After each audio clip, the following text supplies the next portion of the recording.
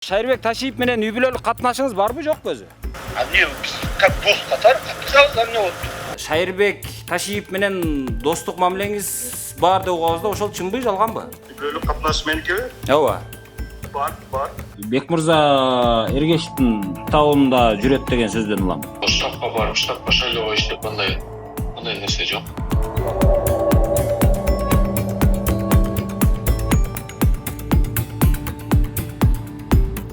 Сиз жанагы эмеде жүрөсүз да? Кызматтык машинаңыз мененчи? Жанагы Бекмырза Эргешевдин штабында. Мен ал жакты штабка бара элекпин, Рызага. Бара элексизби? Жок. Кызматтык машинасы менен жүрөт деген сөздөр жүрөт да. Кызматтык машинам эмес, азыр өзүм бар элек.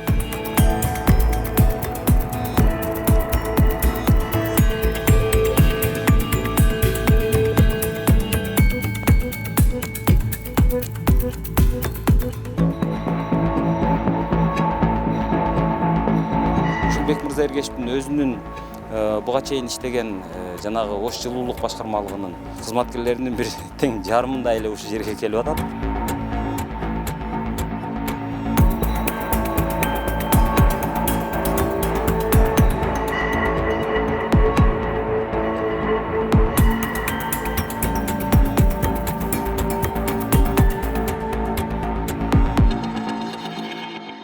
Аралашып атат. Ошо шайлоого бирөөгө чуркуп атат деген болсо тааныш жок деген. Баары өзү жооп берет мыйзам чегинде. Москвада адал эмгек менен алектенген ар бир кыргызстандыктын көңүлүн бурабыз. 10 жылдап жыйган мүлкүңүздү сүрсүтпөңүз. Батирден батирге көчкөндө жүгүңүз чачылып жоголбосун. Жыйган терген оокатыңызды айылга, апаңызга, бала чакаңызга жибериңиз. Москвадан салган аманатыңыздын амандыгын Жылдызбек жана Ильязбек аттуу мекендештерибиз өз кепилдигине алышат. Сиздин жүгүңүз Ысык көлдүн Караколуна, бери жагы Баткендин Айдеркенине чейин аман жетет. Байланыш үчүн +7 977 955 2879 же +7 922 543 96 85 номерларына чалсаңыз болот. Жылдызбек менен Ильязбек алыстан салган аманатыңызды айылыңызга аман алып барышат. Саламатсыздарбы? Менин аты жөнүм Ыдырис Исаков. Мен бүгүн Оштомун. Ошто ушул шайлоо өнөктүгүн азыр чагылдырайын деп турам. Анткени чагылдырганга, көңүл бурганга арзый турган жагдай бар.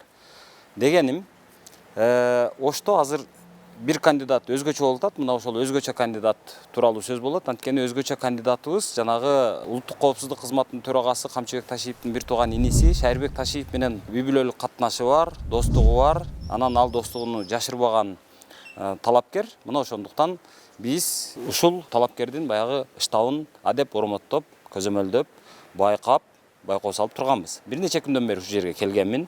Бир нече күндөн бери видеосъемка жүргүзгөнмүн. Бир нече күндөн бери ушул жерде келип нары бери жүрүп атам. Бүгүн бул жерде машина аз. Анткени бул жер эмне бул? Бул жер ушул Оштогу ушул жанагы жогорку кеңешке өз эрки менен мандатынан баш тартып кеткен же баш тартууга аргасыз болгон Айбек Осмонов деген жогорку кеңештин депутатынын ордуна азыр шайлоо болуп атат. Мына ошол шайлоого атаандаш болуп чыккан 14 кандидаттын бирөөсү ушул Бекмырза Эргешевдин штабы ушул жерде жайгашкан. Мына ошол штабты чагылдырып атабыз. Кимдер келип атат, кимдер кетип атат, эмнеге алар келет? Анан байкап отурсак, бул жерге көбүнчө жанагы мамлекеттик кызматтарда иштеген, расмий жумуштарда иштеген, мисалы муниципалдык кызматтарда иштеген, ошолордун жетекчилери, орун басарлары, бөлүм башчылары келип атат. Ушул Бекмырза Эргешевдин өзүнүн буга чейин иштеген жанагы Ош жылуулук башкармалыгынын кызматкерлеринин бир тең жарымында эле ушул жерге келип атат. Андан сырткары Ош шаардык суу чар башкармасынын жетекчисинин орун басары жүрөт. Ал жөн жүрбөй кола ташып жүрөт ушул жерге келип штабка кызмат кылып. Андан сырткары транспорт министрлигинин алдындагы Ош облустук тараза көзөмөл департаментинин башчысы өзү кызматтык машинасы менен жүрөт. Ош шаардык маданият башкармалыгынын кызматкерлери ушул жерде жанагы кызматтык машина менен жүрөт. Андан сырткары бир нече кызматтар эми азыр бардыгын азыр санап бүтө албайм, эми депутаттар, башкалар дегендей. Ошонун бардыгы жүрөт. Жогорку кеңештин депутаты жанагы Талайбек Сарыбашевдин жардамчысы өзү жүрөт. Кыскасы ушундай. Талапкер жөнөкөй эмес. Анан кече келсек, эшигин ачкан эмес, бизге ушул чыгып видеокамерага бетме-бет туруп биздин суроолорго жооп берүүдөн ушу Бекмырза Эргешев талапкер жооп бергенден баш тартты. туугандар, эгерде сиздерде дагы монтип машиналарыңыздар бузулса, азыр уста издештин, ага убакыт коротуштун кереги жок. Ал үчүн болгону мындай чөнтөк телефонуңуздарды аласыздар. App Store же Google Play'ден эле автомен тиркемесине катталып туруп, каалаган устаны тандап аласыздар.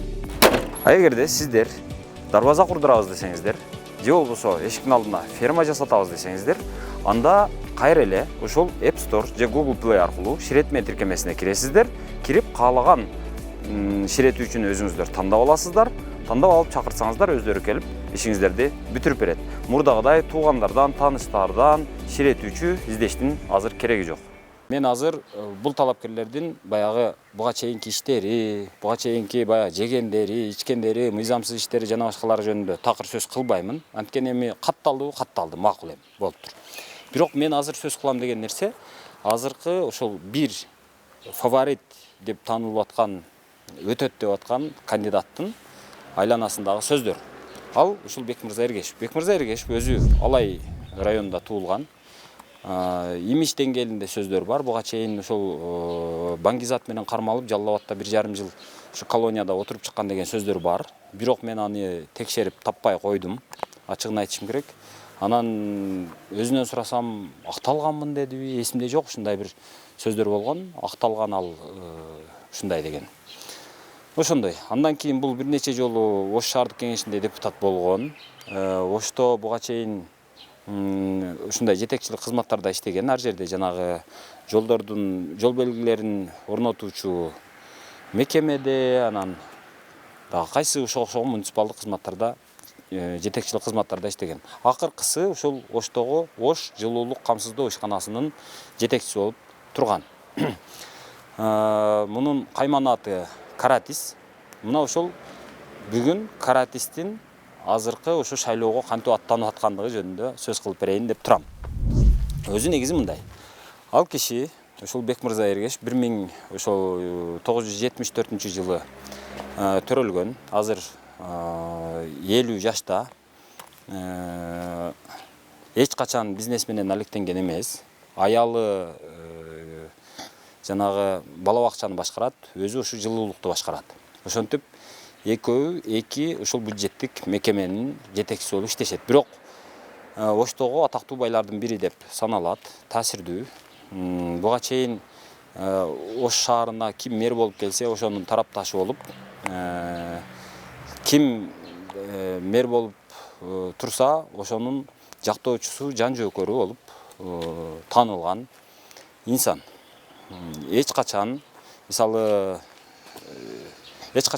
жанагы биздеги болуп аткан революцияларды колдогон эмес. Эми ал өзүнүн жеке адамдык позициясы дегенче, бирок ошондой болсо дагы мисалы мага эсте калган жери кечээ ушул мекенчилдер бийликке келаткан учурда, Сооронбай Жээнбековдун бийлиги кулап аткан учурда дагы ошол төңкөрүшкө каршы чыгып, жанагы аянтта Сооронбай Жээнбековдун, Талай Сарыбашевдин тарабында болуп сүйлөп аткан жетекчи. Мен билгенден динчил адамсыз да? Ооба, албетте. Менин билишимче, менин угушумча, пайгамбардын дагы оппозициясы болгон. Пайгамбардын дагы ага каяш айткандар болгон, сындырткандар болгон. Анан кечээ Сооронбай Жээнбековдун участкасында Асылбек Жээнбеков коюп аткан партияга, Биримдик партиясына 100% эл добуш берип атат. Бул кишилер, Жээнбековдор пайгамбардан дагы улук болуп кетти ошондо. Кантип 100% элдин мындай сүйүүсүн ала алат? Эми ал өзүнүн жери, значит, демек ал колдоду, эли колдоду да. Мен эми аны барып ар биринин жанында турбадым да. Ошол эле учурда мен Каракожадан башка партиялардын атаандаштыгын көрбөдүм да. Муну мен ага жок. Азыр эгер башка партиялар ал жерге барып агитация жүргүзбөсө айылында. Эми бул баардыгыбыз эле мисалы үчүн айылыбызга кызмат кылабыз. Ошонун акыбети деп ойлойм да. Форма 2 менен шайлоого катышкандардын канча пайызын мындай акча алды деп эсептесем? Билбейм. Аны ар бир жарандан сурап көрүш керек. Мен чындыгында эми аны менен же заниматься этпесем, же аны менен алек болбосом, мен айта албайм. Ошентип жүрүп, бул өзүнүн кызматын сактап калды. Анан азыр эми депутаттыкка аттанып атат. Мунун бактысына ушул Айбек Осмоновдор жанагы мандатын тапшырып кеткен. Анын ордуна азыр бармакчы. Бирок кептин бардыгы башкада. Кептин бардыгы бул жөн гана талапкер болуп катталып, эл катары эле ошол атаандашып, эл катары эле жүрсө, эл катары эле ошол өнөктүк менен алектенсе, мен буга эч кандай мындай суроом болмок эмес. А бирок азыр көп суроолорум бар. Анткени бул талапкер тууралуу ушул Шайырбек Ташиев менен дос экен. Ошонун колдоосу менен келе атат. Мунун депутат болору алдын ала чечилген деген ошто имиш сөздөр көп тараган. Мына ошол имиштерден улам келгенге аргасыз болдум. Улуттук коопсуздук кызматынын төрагасы Камчыбек Ташиев бир нече билдирүү таратты. Мен эч кимге бата берген жокмун деди. Мен батамды алдым дегендерге ишенбегиле деди. Аларга чара көрүлөт деп айтты. Бирок ошто ушул билдирүүлөр чыкканга чейин Камчыбек Ташиевдин деле, анын иниси Шайырбек Ташиевдин деле атын саткан учур имиштер болуп аткан. Ошто эми өзүңүздөр билесиздер, жана чайхана деген бар, баня деген бар. Мына ошол жерде саясий ушактар абдан жандуу айтылат. А бирок ошол саясий ушактардын бардыгын эле жөн эле көчө ушагы деп койгонго болбойт. Анткени ал ушактар бекер жерден жаралбайт. Сөзсүз ал ушактарга себеп болгон нерселер бар.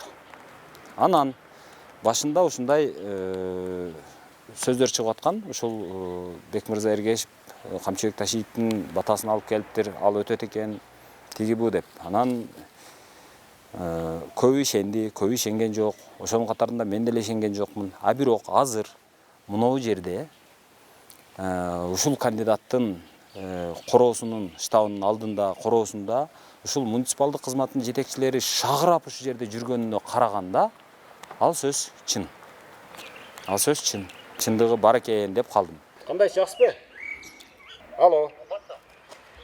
Шайлоо иши боюнча Шайырбек Ташиевдин намынан келип атат деген сөздөр бар, ошон үчүн келип атам сиз. Эл айтып берет, ким айтса, мен айткан бул өрөбү, ким айтса.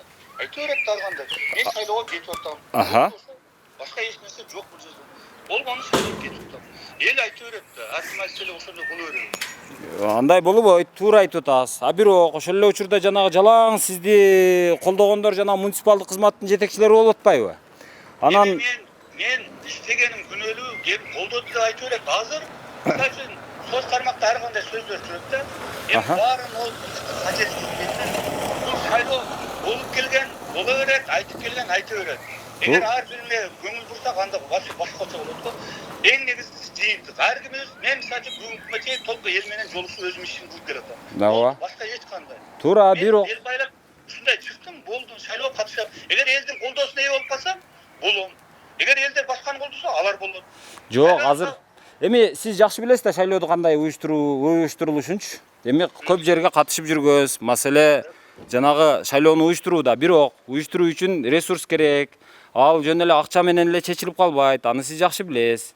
Эми туурабы, өзүңүз 50ге чыккан кишисиз дегендей. 50ге чыксам, ошо 50 жылда ошончо сени тааныйм, кичинеңе мисалы үчүн. Ооба. Сен сага сыйым бар. Мисалы үчүн сага окшогон үка, ини, дос, карындаш, урук ошо менен кетип атат шайлоо азыр. Азыркы шайлоодо эч ким только кимдин адыр бар кызынген болсо, ошол элдер кимге мындай иштеп, монда кылган тандаса, ошол болот деген. Чындык ошондой болсо, эгер азыр көрүп атасың, 14-тен өзүң анализ жаса, баарыбыз иштегенбиз, жүргөнбүз, жаштары жүрөт, пенсиялардагылар жүрөт. Мамлекетте иштегендер ар кимдин өзүнүн адыр баркы бар. Ошого жараша элдер таразалайт, чыгып жолугуп атабыз, айтып атабыз.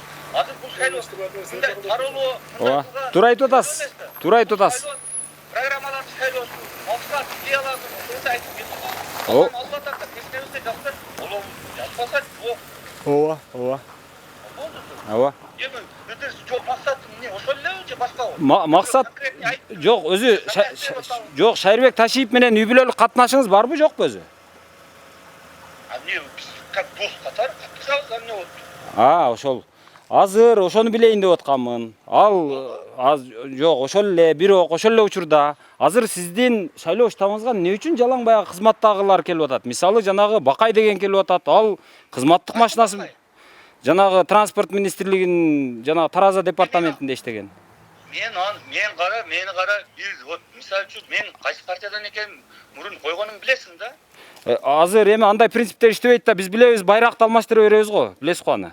Сиз эле канча жолу байрак алмаштыргансыз эми? Өтөрөс мындай да, сен үчүн байрак болушу мүмкүн экен. Ой, мисалы сиз менде Кудайга шүгүр да, ушу келатабыз, Xudoga shukr, o'sha prinsipteriz menен эле келатабыз. Өзүбүz анда кылган эле иним. Эми Ыдырыс мени жакшы билесиң. Мен сени жакшы билем. Эгер какой-то бир максатың болсо, тога тер жерин айт. Ака моундай бирөө суран деле ошону аткарып атам де, маселе жок. Ошого да караш. Эгерде жок антип бирөө суранса, андай материал болду деп ойлосоңуз, анда буга чейинки жанагы иштер бар, эми сөздөр бар. Ал ооба. Баары уже чыгып атат, айтып атат. Да, мен ошол нерсени чыгармакмын. Маселе мен азыр айтып атам. Катталдыбы? Катталды. Азыр шайлоонун оюну, ошо шайлоонун эрежеси, ошол эрежеден чыкпай ойнош керек. Болду. Ага чейинкиси эмес. Азыркы шайлоо мен эрежеден чыксам, мисалы үчүн ошо эрежени көзөмөлдөгөндөр бар. Ошолор бүт баары туурабы, сен жакшы билесиңдер. Ошолор бүт баары сурап, тактап, немелер бар. Менин ишенимдүү өкүлүм бар. Ошодон сурап, пожалуйста, бүт баары жок. Эгер ошо. Өкүлүңүз мынау кишиби жанагы Toyota'дагы. Бул киши турат. Эки ошо мыйзам чегинде ошолор. Хорошо. Мен бүгүнкү күндө менин бир эле нерсем ар бирине барып түшүндүрүп, өзүмдүн максатымы, тилегими эртең барганда эмне иш аткарып, ошону гана айтып атам. Туура айтып атасыз. Мыйзамдуу иштерди ошолор алып барат. Демек жанагы Шайырбек Ташиевден эч кандай байланышыңыз жок шайлоо боюнча. Шайлоо боюнча эч кандай бул жөн эле. Болгону мамилебиз бар, туура. Ону жалган дебейм. Эмне болду? Бирок баягы аудио жазуулар тарап атат да, бул кишинин өтөрү алдын ала чечилген дегенчи. Жогору жактан чечилген деген. Рустамжан ака, Бек мырза демасын, менге өтсүн, максатка өтсүн. У Бек мырза кары тауыкка нема бар? Men qara Jasur u ona Said Aranga o'xshagan 50 yosh emas-da u katta klubda yurgan odam. U biladi kimligini. Hammani sortiga ajratishni biladi. Bilaman. To'g'ri kelganga ilashib ola olmaydi-da u. Bu dushisi bor, temaga ilashadi. Senlarga o'xshab kim kelsa haligi karvonsaroyda ilashib ola olmaydi. Boring, men senlarga o'xshab. Men nima sizga prostoy podarka odammanmi? Sizga senlarga o'xshab degani. Senlar ashunga ilashmaysanmi? Bu dushisi bor odamga. Yo'q a.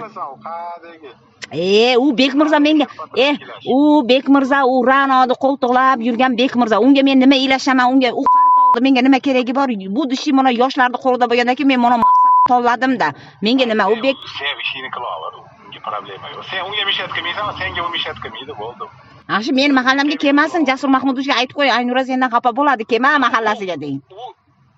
U Yujniga ответственный ekan, Jasur, Yujniga, tushundingmi? Ha, Yujnigami? Ha, shunday. Mahallangga chaqirsan ham bo'lmaydi, osh bersan ham, choy bersan ham bo'lmaydi u. Ha, yo'q, keltirmayman ham. Sen keltirmasligingni bilamiz. Xudoga. Ha, unda nima aytyapsiz? To'g'ri kelganga ketasan sen deb, bunda aytyapsiz sen. Ha, endi ashuna deyman-da endi men ham. Meni ko'p achchig'imga tegmang.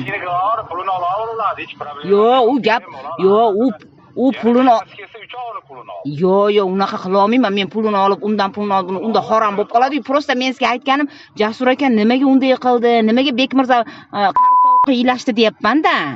Endi men qarab, sen bitta narsani tushunib ol. Bu yerda tevada chechilgan masalani u biladi-da. Sen aytgan odamlaring hali yo'lda chekasi emas, nari chekasida yuribdi hozir ular. Tushundingmi? U senga o'zini tanishtiraradi, falonchi qilib. Voy. Ular unaqa emas. Men tanlagan kandidatimni, men polniy nimasini o'qib bo'ldim-da. Shunga Rustam aka meni nima qilaylik bu? Avtomobilga rasmini o'qishtirib haligi ovozli narsaga o'qib ishonaverma. U fashistlik kim u? U jamoada turib seni shaytonga nima beradi? Ishtimaka bermaydi. Zato ertaga o'tib ketsa men Shaytevadan ko'p narsani Shayteva okrugidan saylanuvdim, davay mononi qilib ber deb men. Mana men aytdi desa eshitlar, ertaga o'ta olmaydi u.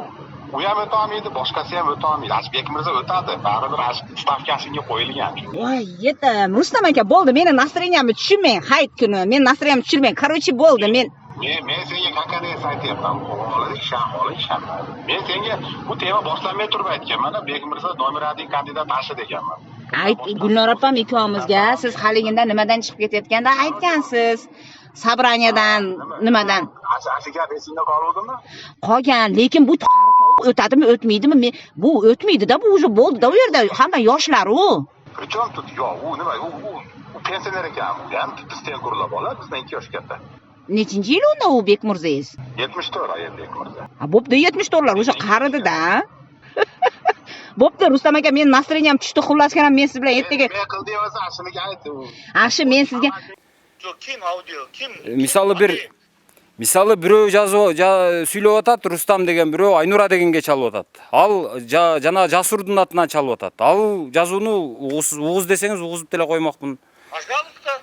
Жок, мен айтып атпаймын, эгер бирөөгө айтып, менин голосум болуп, же моундай болсо, маселе жок. Анан каалаган, мисалы үчүн азыр сен айтып аткандай эле да, сен деле бирөөгө барып ушунду айтсаң, ишене бересиң. Туурабы? Биринчи далил болуш керек. Эгер менин бир жерде айткан сөзүм же моундай болсо, сен мага кайрылсаң болот. Жакшы, ошол эми мындай да, Бекмырза ака, сөздү азайталы, мындай кылалы. Мисалы, эми сиз талапкер болуп кетип атасыз. Ал публичный кызмат алчы. Мындай эл алдында, элдин көзүндө боло турган кызмат да. Анан ошого кетип атканда дарбазаңыз жабык экен. Баятан бери бир нече жолу жайыраак такылдаттым. Эч ким Сен ал жерге, сенин максатың эмне? Жо, эми сиз ачык болушуңуз керек да. Любой адамга, любой суроого аргументиңиз болуш керек. Ушул суроону азыр Провокаторлар толтур, аз көрүп атасың. Ой, мен провокатор эмес, мен мына болуп аткан нерсени, ошол нерсени мен Сен болуп атса, мына сурадың жооп бердик го. вот ошону азыр сизге жүзмө-жүз келгенмин да, менчи жүзмө-жүз жолугам деп келгенмин. Жүзмө-жүз болбосо мына айтып бердим го, мен жүрөм деп коюм өзүм иш менен. Дагы эмне кылышым? Жок, ачыктыкты сурап атам да мен сизден. Эми ачык бүтпөрлү. Прозрачный эмне болду? Эгер болсо чыгат. Макул, анда мындай кылбайлыбы? Качан жанагы келсем штабыңызда болосуз, ошого бир 10 мүнөтүңүздү качан бөлөсүз? 5 күндөн кийин каалаган убакта келет. 5 күндөн кийин. 5 күндөн кийин каалаган жерге келет, сүйлөшөбүз. Ага сен, мен сага уже айттым, мен азыр бүтпөрүн кылам. Калганын өзүң эми сен экөөбүз бирибизди жакшы билебиз экен. Бул шайлоо болуп келген болот, өтөт, кетет экен. Бири-бирибиздин менин дагы өзүмө ылайык тааныштарым бар, туугандарым бар. Бири-бирибиздин башкалардын жүрөгүн оорустун өзү кажети жок экен. Бул нерсе өтөт, кетет. Биз пендебиз экен. Буну менен бир нерсе жасаш, же бирдеке кылыш, эми билбейм, кимге кандай. Баарыбызда бир эле Кудай бар, бир Алла. Туурабы? Мен өзүмдүн ишимди кылып кеттим. Эгер бирөө кандайдыр бир жолтоо болуп аткан болсо, ошого салам айтып кой. Мен ал жөнүндө жаман да ойлобойм, эртең утуп алса кучактайм, утулсам дагы кучактайм, кечирем любой нерсе. Мен бирөөгө бир жаман нерсе кылбай кетиптим. Өзүмдүн жолумда. Ооба. Жерде бир жаман сөз же бирөө жөнүндө айтканым, жазганымды көрдүңбү? Бекмырза, эми Бекмырза деп кайра сүйлөй бериш болбойт экен. Хорошо, эми сиз эми сөздөн такшалган жетекчисиз эми. Макул эми. Хорошо, келбесеңиз макул. Болду, түшүндүм. Эми сиз айткандай, менин калыстыгыма, сиз айткандай баягы сизге бар Кудай, мага дагы бар да. Ана сиз корккон Кудайдан мен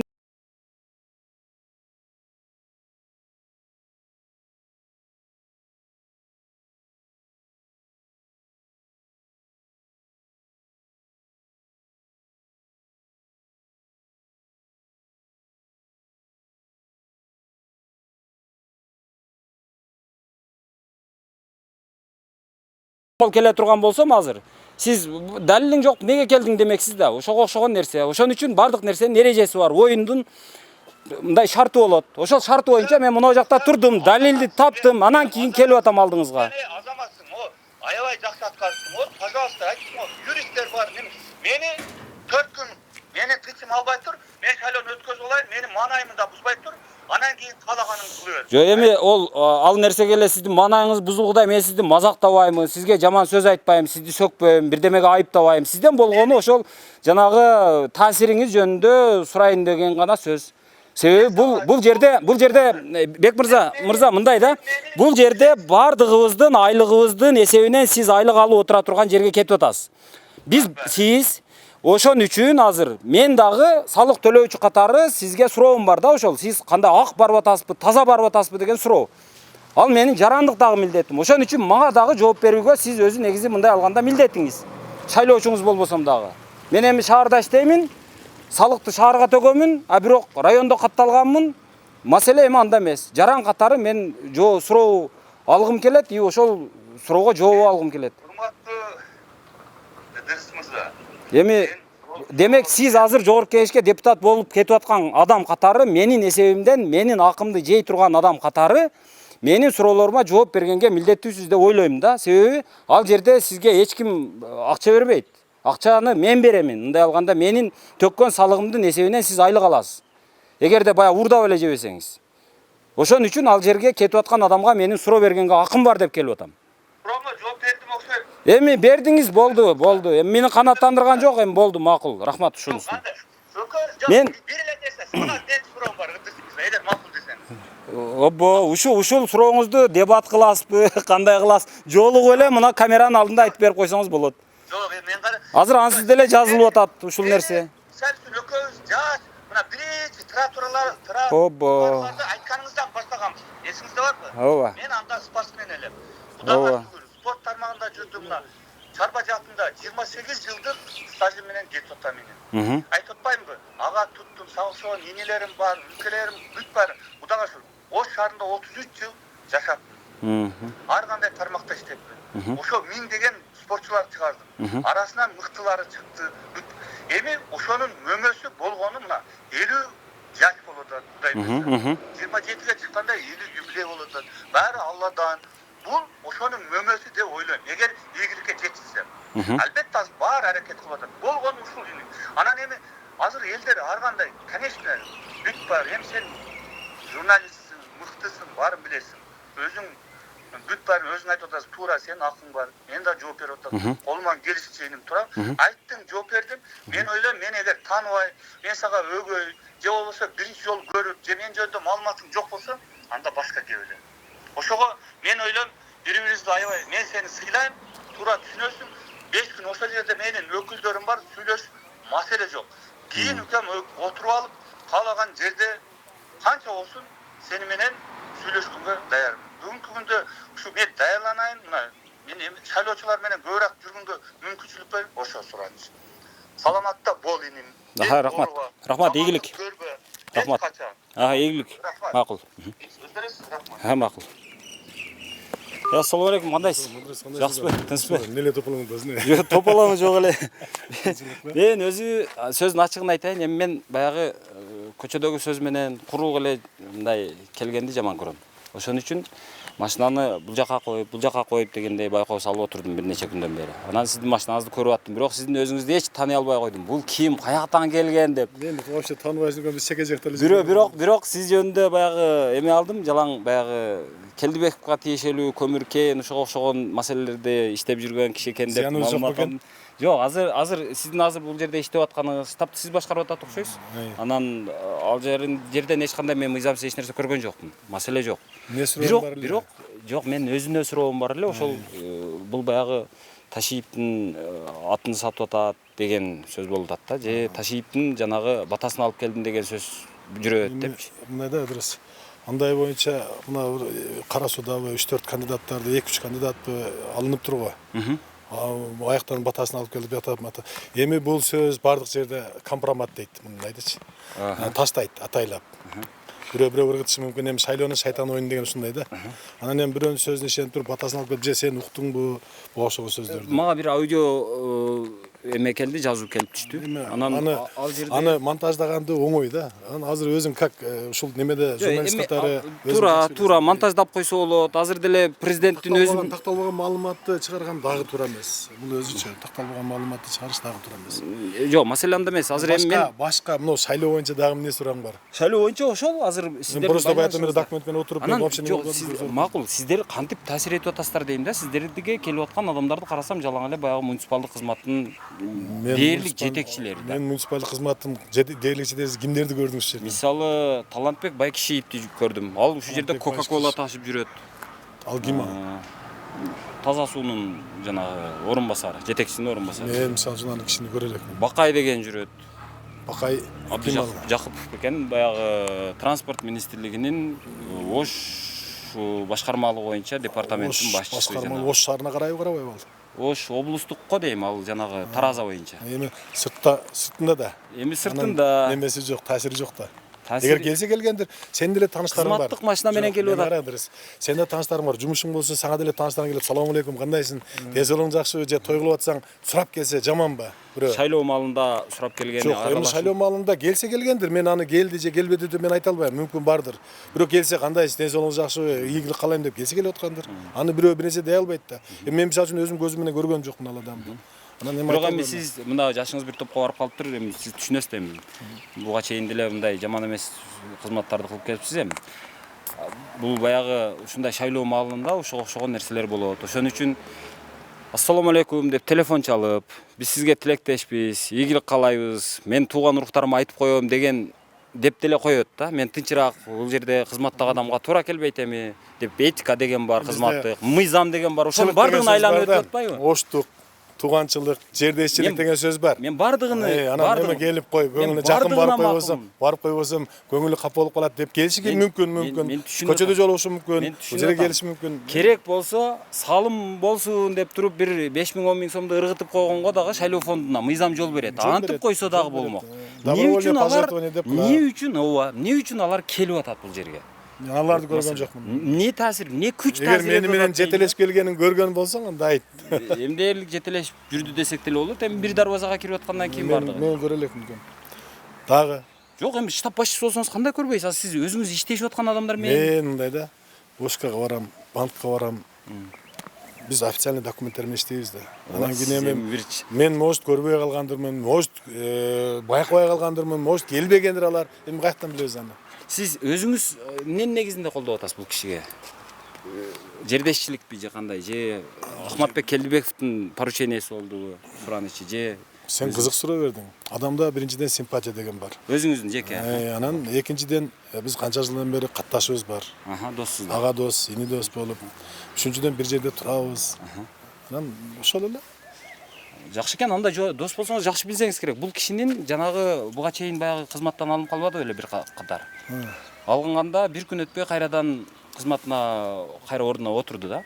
Ошону жанагы бул жерде да бир сыйкырдуу күч болду деген сөз бар да. Ал Шайырбек Ташиевдин гана тиши өтпөсө, башканын тиши өтмөк эмес дегенчи.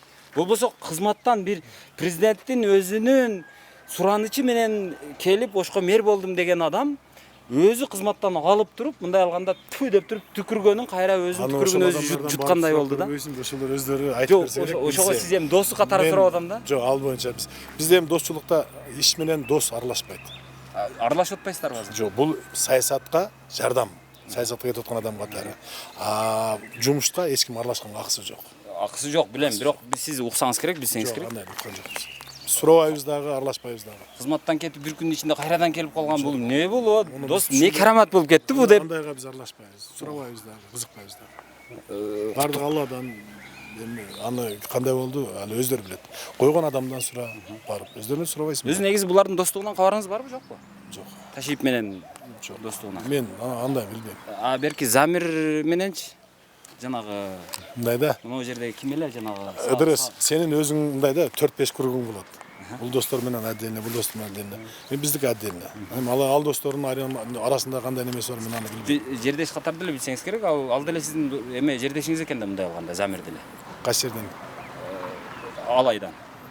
Мында көрдүңбү сен мен жөнүндө информация сурадым дейсиң, билбейсиң мен кайсы жерлик экенин да. Мына Алайдан болбойм. Каяктан билесиз? Оштон билем. Бирок эми Келдибековдун эмеси катары тарапташы, ошонун менен көп иштешкен адам катары деп. Иштешкен адамдын баары эле тарапташ кыла берсе туура эмес да. Кээде жакшы специалист болот. Хоть Кытайдан келсе дагы специалисттер иштейт. Кээде жакшы хозяйственник болот, чарбайгы. Ошондой иштетет. Макул анда ийгилик. Башка неме жокпу? Эми могу жерде таракта тербей эле просто эми баягы уят болот, мына коло кошунар деле окшойт. Ал жагы бар. Жаратан бери кичине неме отуруп, компьютерде кулам мына ушунча болуп укпай калдым. Андай болсо го түшүнүктүү. Бирок бул жерде мына машиналар турат, күндө турган машиналар, алардын эч кими сукпадыбы азыр? Бул жерде эми канча эл турат? Жок, мына машина күнүгө ушул жерге келип кирип чыгып аткан, мен тааныйм да. Тургандыр машиналарды мен мисалы үчүн кимдин машинасы кайсы экен? Жок, бул айтайын дегеним алар ичкериде деген. Анан бек менен сүйлөшкөн кезде бек азыр шайлоочулар менен кыдырып кызым жолугуп жүрөт баары. Ошондой окшойт да. Анын графигин билген. Графигин айтып койбойсузбу? Качан кайсы жерде? Мен ошол жерге барып суроом. Өтө сиз штабты башкарып аткан киши кантип билбейсиз? Графикти сиз түзөсүз да. Ал боюнча организаторлор бөлөк. Эми шайлоодо сен мындайда өзүң билип туруп баягындай сурап атасың да, штаб менен организаторлордун арасында айырма чоң. Ошол эле организаторлор ал жакты кылат. Сиз штабтын башчысы, жетекчиси катары анда качан, кайсыл жерде болорун графигин мага алып бербейсизби? Мен бирине болбосо бирине барайын суроомду берейин. Кандай дейсиз? Пожалуйста. Бериңчи анда. Эртең байланышалы. Азырчы? Жок, азыр эч ким жок да. Мен эч ким жок болсо мен каяктан алып берем. Эми кагаз деген бар деген. Жок, кагаздан менде эмес да ал. Макул. Макул. Окшоттуңуз. Окшоттуңуз. О, Эмне себептен ушул 13 кандидаттан бир эле кандидат качты? себеби 13 кандидаттын ичинен бир эле ушул кандидат жөнүндө жанагы жок, Ташиевке байланышы жөнүндө айтылып аткан бир эле ушул болуп атат. Башка эч кимисинин Адам бир тааныш болуп калса ошол үчүн күнөөкөрбү бир жумушка кетип аткан болсо. Эми ал жөнөкөй кызматкер болбой атпайбы ал? Салыктын негизинен кетип атасыз деп. Анан эми кимиси барат, Кудай билет да. Азыр ошол Кудай билетке калтырбай атпайбызбы? Маселе ушунда болуп атат да. Аны эл чечет. Эл чечет, эл. Азыр эми эл чечет, эл билет, элдин таразасына коюлган шайлоо чечет деген бул баягы формалдуу сөздөрдүн баардыгын жакшы билебиз. Эгерде андай боло турган болсо, анда эл кече чечти го. Эл чечти, кимди чечти? Эл жалаң Матраевчиларга чечип берип койду. Эл Мекеним Кыргызстанга чечип берип койгон. Ошонун айынан шайлоодон нааразычылык чыккан. Эл чечти деп. А эл антип чечкен эмес экен көрсө. Төңкөрүш кылып туруп аларды кууп чыкпады эл. Эл чечет дегендеги күндүн эртеси эмне болду? Эл чечти дегендеги. Азыр деле ошол шайлоодо баягы эл чечет деген жооп ал жооп эмес чындыгында. Урматтуу туугандар, анткени ошол тарых бир нече жолу тастыктады. Убагында Бакиевди дагы эл чечип шайлап койгон. Эртеси эмне болду? Эртеси куулду. Андан кийинки шайлоолордо кандай болду? Эл чечти. Эл чечкендин эртеси эмне болду? Азыр деле мисалы мына кеткен депутат, мисалы мына азыр ошол ким жанагы Осмонов деп атабызбы? Айбек Осмоновдун ордун. Айбек Осмоновго деле эл добуш берген. Анан аны кетирдик. Ошону деле эл чечкен. Ошон үчүн баягы шайлоодо эл чечет деген нерсе бул азыр Кыргызстандын азыркы реалдуулугуна таптакыр туура эмес келген сөз. Эгерде реалдуу болсун дей турган болсок, анда мына чоң кызматтагы кишилердин, таасирдүү кишилердин азыр айрыкча бычагы курч ушундай шилтегенде шуулдатып баарын кесип кетип аткан кишилердин аты аталган жерде, мына жерде жанагы аймактардагы жетекчилер туруштук бербейт ага. Андай кишилердин аты аталган жерде алар ушул жерге келип жанагы Текебаев айтмакчы полусогнутым положение монтип туруп ушул жерге келет өрмөлөп. Ушинтип туруп беришет. Ошон үчүн ошолордун аралашпагандыгы маанилүү болуп атат. Ошон үчүн мен келип атам бул жерге. Туура эмес бул алардын аты аталгандыгы деп. Алардын аты аталган болсо булар чуркап келет. Чуркап келип атышат. Бакыйган жетекчилер келип ушул жерге келип атат. Бакыйган жетекчилер ушул жерде Кока-кола ташып жүрөт. Ал эми ар бир адамдын өзүнүн кадыры бар да. Эгерде алар коркпосо, алардын ээлеген кызматтары бир жакшынакай эле болсо, анан келип алып ушул жерде анан кайсы бир талапкерге ошонун дасторконуна Кока-кола ташып жүрөбү? Жүрбөйт да. Өзүн сыйлаган адам. Коркконунан келет, айла жок. Ал бечараларды мен азыр чыгарам, туура. А бирок аларды кимдир бирөөлөр аргасыз кылып атат да, коркутуп атат да. Ошон үчүн келип атат да. Болбосо бул жерде эмне жалчыткан айлык береби? Жок. Ошол урматтуу туугандар, азыр эми көрөбүз. Барын жообун алып бергенге аракет кылам. Көрөбүз. Кайрадан дагы бир келели, жүзмө-жүз сурообузду берели деп турабыз. Ачпайт го дейм. Азыр жокмун дейт. Жообу даяр. Мен азыр үгүт иштери менен жүрөдүм. Жолдо болбогула деп кече айткан. Бирок ошондой болсо дагы эми талапкер эл менен иштешем, парламентке барам деп кетип аткандан кийин ал элге ачык болуш керек, эшиги дайым ачык туруш керек деп эсептейм. Анан бул эми баягы Ош шаарынын ушул мэриясынан жогорку жактагы резиденциядан бир аз өйдөрөөктө жайгашкан ушул баягы Царский деп коет, байлардын айылы. Мына ушул байлардын айылындагы бир үй ошонун азыр штабы катары кызмат кылып атат. Бирок Бекмырза Эргешевдин бир эмеси бар. бир да жеринде мындай штабтарында мындай тышында Бекмырза Эргешевдин штабы деп расмий жазуу жок. Жон гана мындай. Секин өзүчө тынч дегендей жүрүм турум. Алло. Бекмырза ака. Деп койсоңор жок дегенде. Ушундай, мына жерде туруп сүйлөп атсам эшиктин аркы жагында тыңша угуп отурат. Анан ошо бойдон кирип кетишет, эшик ачышпайт. Анан да мына эшиктин аркы жакта ачылып атат. Анан бирок дарбаза ачылбайт. Да. Кыскасы ушундай. Азыр эми мен сиздерге санап берейин. Бул жерге кимдер келгенин. Анан алар эмне үчүн келип аткандарын, азыр өздөрү менен азыр телефондо дагы сүйлөшкөнбүз. Алар менен айтсак, мени ушу жаш баладай алдашат көпчүлүгү. Бирөөсү айтып атат, мен бул жерге жөн эле келген болчумун, бирөөнү издеп келген элем деп. Бирөө айтып атат, ошол жакта жолдун боюна машинасын токтоткон экен, ошо силердин видеоңорго түшүп калса керек деп. Бирөө айтат, жок, мен таптакыр барган эмесмин, мен Бишкекте командировкада жүргөмүн дейт. Кыскасы ошонун бардыгын азыр күбө болосуздар. Анан баа берилиш керек го дейм мындайга.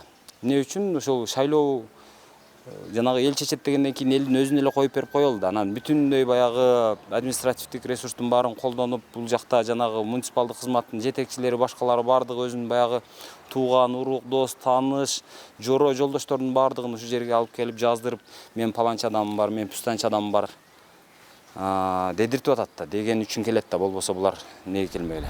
Алло, Бакай мырза, ассаламу алейкум.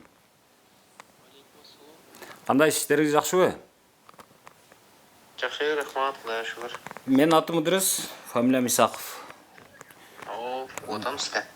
Бакай мырза, мынау сиз жанагы эмеде жүрөсүз да?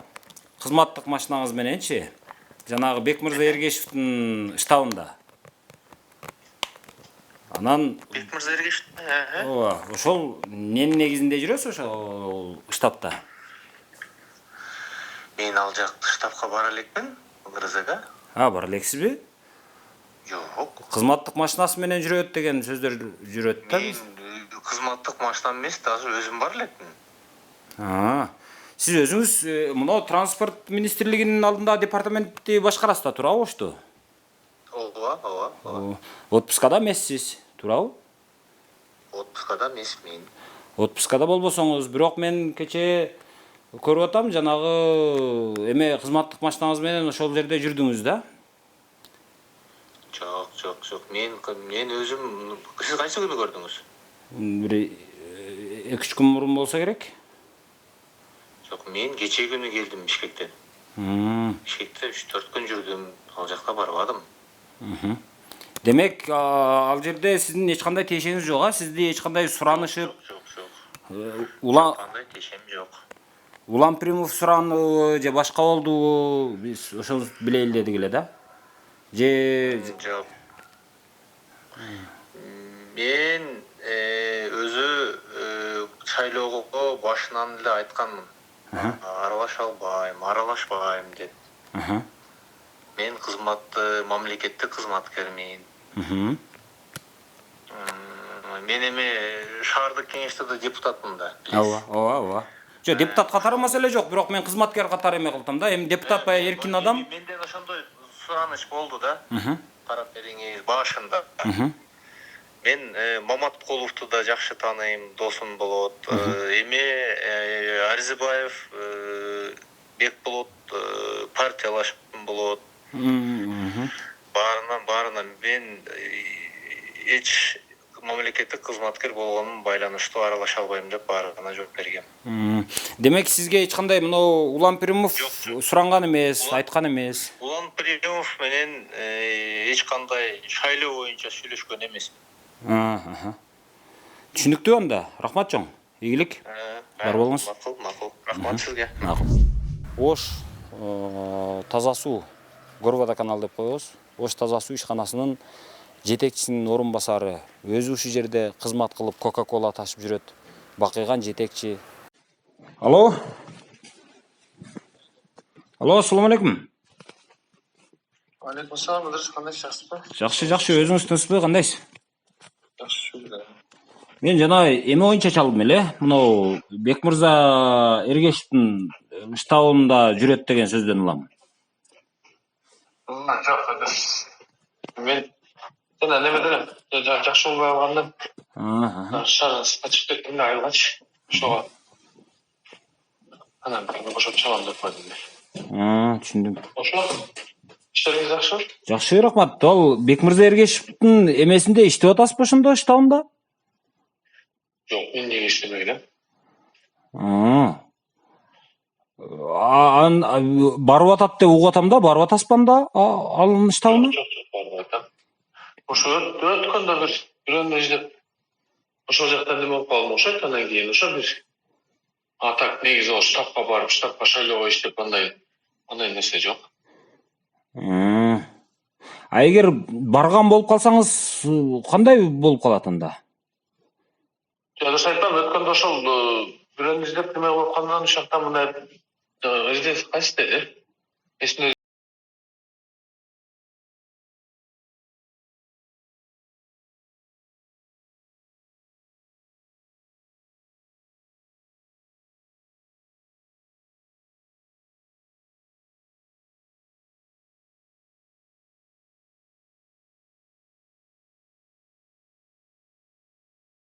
мен оптикадан ден соолугума байланыштуу кичинен алганча неме кылат. Жумушкадан чалып. Хорошо, анда жакшы. Рахмат чоң. Макул, тынч болуң, ийгилик анда. Тынч болуңуз. Замир мырза, саламатсызбы? Саламатсызбы? Мен атым Ыдырыс, фамилиям Исаков. Сизге мына шайлоо боюнча чалып калдым эле. Иштериңиз жакшыбы? Жакшы. Азыр сиздер баягы ата журтчу депутаттар катары мынау Бекмырза Эргешевдин талапкерлигин колдоп жүрөсүздөр да, мен аны түшүнүп атам, ал мыйзамдуу эле. Бирок башка мени кызыктырган башка суроо болуп атат да. Сиз жанагы Шайырбек Ташиев менен достук мамилеңиз бар деп угабыз да, ошол чынбы, жалганбы? Мен Жалал-Абадта өлкө кеңеште депутат болгонмун. Ооба. Ошондо мамилем бар. Мындай жакын үй бүлөлүк катнашыңызчы? Үй бүлөлүк катнаш меникиби? Ооба. Бар. Анан сизди ошол мынау Бекмырза Эргешевди дагы жанагы Шайырбек Ташиев менен сизди ошол тааныштырып, жакындаштырган деген сөз бар да, ошол чынбы, жалганбы? Ол калп. Азыр мынау Бекмырза Эргешевдин эмесинде жалаң баягы муниципалдык кызматтын жанагы кызматкерлери жүрөт да, жанагы штабтачы. Сиз дагы жүрөсүз, сиздин Алда калп. кандайча калп? Мисалы Талант Байкишиев жүрөт, жанагы Болот Баетов жүрөт, Жасур Азимов эми ал кеткен эми, аны түшүнүктүү. Ал кеткен, ал эмес. Ооба. Бош адам. Бакай Жолдошбаев жүрөт жанагы транспорт министрлигинде кызматтык машинасы менен. Аны көрө элек мынча келе. Бирок эми ооба. Жанагы сизди мурда бир жолу Бекмырза Эргешев иштен айдалган учур бар эле, эсиңизде болсо керек. Мындан бир жыл мурунураак болсо керек, жанагы Бактыбек, мына Оштун мэри жаңы ишке келген учурларда. Ошондо дагы ошол кайрадан куткарып, кайра ишине орноштурганга ошол сиз аркылуу ошол Шайырбек Ташиев жардам берген деген сөздөр бар да. Алда калп ушак. Калппы? Алда калп ушак. Азыр эми мынау Бекмырза Эргешевдин жанагы Ташиевден мынау батасын алып келип анан аттанып атат дегенге окшогон сөздөрдүн чындыгы барбы жокпу? Ал деле чындыгы жок, мен айтайын. Айтып өтөт да, мындай барганда Ташиев деле айтып атпайбы, сүйлөп атпайбы, бардык мындай эмес деп. Калп деп атчы мындай, жабыштырып берсе, Ыдырыс сен билип жүрөсүң ал жака. Бизлер билесиң го, окшош деле көбүртүп. Бирок баштап баягы ишенгин келбеген имиштер кийинирээк баягы чынчыгып калат да адатта ошого. Ондо айтасыз, Замирага бардык калп айткан кезде. Макул, бирок Замирека, дагы бир суроо да, жанагы Бекмырза менен деле достугуңуз бар да. Аны менен жердеш катары доссузбу, кандай? Сиз өзү алайлык деп угам. Бир айылда экөөбүз чогуу-чогуубуз. Ачык айтайын. Илгери. Ал достугуңуз болсо анда билсеңиз керек, бул Бекмырза Эргешев кантип байыган, аябай эле байдай жүрөт. Анан байды угабыз. Азыр үгүт материалдарында бир катар 10 адырга чейин чыгып кыдырып чыктым. Чыксам аябай бир эле ошол Бекмырза Эргешевдин плакаттары турат, башка эч кимдики жок. Бир эле ошонун штабтары иштеп атат, башка эч кимдики жок. Анан бул жалаң муниципалдык кызматкер болгон досуңуз. Эң аз плакат Бекмырзаныкы болуш керек. Эми карап тур. Бирок шаарда эң аз плакат Бекмырзаныкы. Сен да ушака шерде бир ана жазып койсоң. Мен өзүм барып көрүп келдим деп атпаймынбы эмеде. Мисалы, эмеден бир гана Максатбек дегенби, ошол бир кандидаттын эмесини плакатын көрдүм жанагы Онадырда. Калганы жалаң Бекмырза Эргешевдики экен да. Онлады да арзан экен да, реклама иштер жок экен, мындай сүйлөшүп билдик. Ана шаардагы чоңдорго биле плакаттыр. Алган тештөөсүн алышкан жок, акча жок, жок кетет экен деп. Онлады да арзаныраак үчүн шака көрөм деген болсо деп ойлойм да мен. Ал жагымга пиарымга мен аралашпайм дечи. Рахмат. Рахмат чоң, бар болуңуз. Болуптур, ийгилик. Ийгилик, тынч болуңуз. Так, азыр бул Замир Бостонбаев деген депутат болду. Замир Бостонбаев бул Ош шаардык кеңешинде депутат. Буга чейин ушул Шайырбек Ташиев менен достук мамилеси бар, үй бүлөлүк катнашы бар деген сөздөр имиш катары айтылып жүргөн. Азыр өзүнөн сурадык, өзү дагы айтты, ырастады, үй бүлөлүк катнашым бар, Шайырбек Ташиев менен жакшы мамиледемейин деп. Анан ошол эле учурда бул жанагы Бекмырза Эргешев менен дагы достугун ырастады, айылдаш экенин, жердеш экенин, мамилеси жакшы экенин ырастады. Андан сырткары азыр штабында иштеп атканын ырастады. Бирок мунун эми иштеп атканында мыйзамсыз эч нерсе жок. Бул эркин депутат катары өздөрүнүн командасы үчүн иштегенге толук акысы бар. Бирок маселенин баардыгы ушул бирокто жатат. Бул ушул дос аркылуу Бекмырза Эргешевди ошол жанагы жогорку кеңешке түртүп аткан, ушул Шайырбек Ташиевке айтып, аны көндүрүп, ал аркылуу, ошонун аты аркылуу могу жактагы жергиликтүү бийликтерге таасир этип атат деген имиштер байма-бай ошто айтылып атат. Бирок ошонун бардыгын азыр бул калпка чыгарды, калп деп атат. Эми бирок биз азыр мунун калп экенин далилдеген эч нерсе ал айтып берген жок.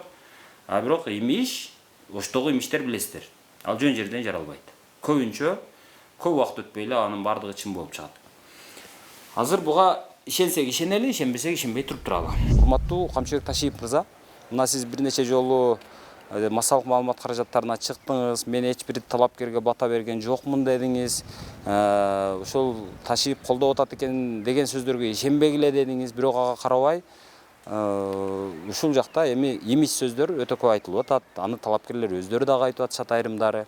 Ушул Бекмырза Эргешев ушул бийлик тарабынан батаны алып келиптир. Анын өтөрү, депутат болору, анын мандаты алдынан эле чечилип калыптыр дегенге окшогон сөздөр жүрөт. Эми ал сөздөрдүн көбүн имиш дешибиз мүмкүн, бирок ошто имиш жөндөн жөн жаралбайт.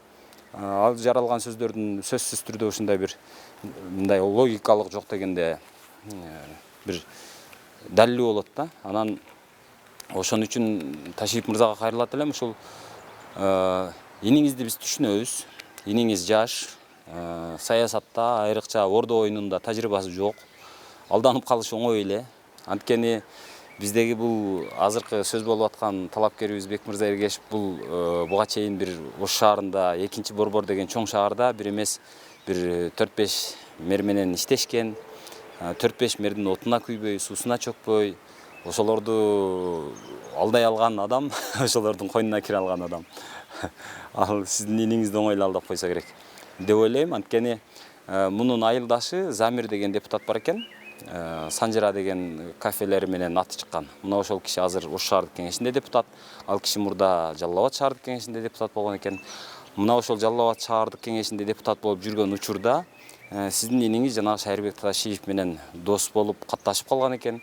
Анан ошол наркы жактан Шайырбек Ташиев менен дос болсо, бул жактан өзүнүн айылдаш досу болот экен бул Бекмырза Эргешев. Ошол аркылуу анан кийин ушундай бир достошкон, таанышкан деген сөз бар. Бекмырза Эргешев менен кече телефондо сүйлөшкөнмүн. Сүйлөшсөм ал дагы айтып атат. Да, мен Шайырбек Ташиев менен достугум бар, үй бүлөлүк катнашым бар. Бирок ал эмне экен, шайлоого эмне таасир этет экен деп. Эми негизи жөн сөз менен алганда да далилдеш кыйын, таасир этүү болбоду деп койсо болот. Бирок биз билебиз, биздин эл ушундай. Биз баягы баатыр элбиз дейбиз, улуу элбиз, сулуу элбиз дейбиз. Бирок баары бир мына жогору жакта кимдин артында ким турганына карап биздин эл мамиле кылат. Аны бардыгыбыз көрүп жүрөбүз, билип жүрөбүз. Анан шайлоону эл чечет дейбиз, эл чечпейт экен. Эл чечкен болсо кече Сооронбай Жээнбековдун маалында жанагы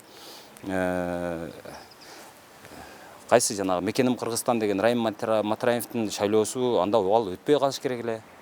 Ал өтүп кетти. Эл ошондой чечкен эмес. Ошондо акча чечкен, ресурс чечкен. Азыр дагы ошондой болбош керек деп ойлойм да. Рас өзүңүздөр айтып атасыздар бул сөздү. Ошондой эми азыр баралы дагы ошол кечеги менен сүйлөшкөн телефондук байланыштарды андан сырткары ушул жердеги жанагы видео байкоонун жыйынтыгында табылган, тартылган видеолорду көрүңүздөр, өзүңүздөр күбө болуңуздар, анан баа берерсиздер. Такыр эч ким бербейт экен. Наоборот, шайлоого чыкпагандарга 5000 штраф чорныйга тыгып коет экен. Автоматически баягы Россияга нарак беракка барсаң, немеден таможнийден же аэропорттон өтсөң 5000 штраф чыгат экен. Ошондой кылып атышат экен буларчы. Акча беришин айтпады. Неме? Ошо номер 7-де азыр эми немеге чыгам да штабгачы. Баягындай брошюраларын берет. Ошолорду жармаштырып кегиле деген. Ошондо көрөм да атын бир нерсе деди эле, фамилиясын. 2 бала бар экен. Ошо экөөнү айтты эле бая старшийбиз. Азыр унутуп калдым да. Азыр кагазын алып чыгам го, ошодо сага көрсөтөм. Алымбек ушул экен биз жактыкы. Алымбек азыр акча берилбейт экен. Наоборот, шайлоого чыкпасаң 5000 штраф экен го. Ошого бардык адам шайлоого чыгыш керек экен. Болсом чорныйга туп коюшат экен. Ооба, ар кыл партиялар бар экен, биздики ата журт номер 7.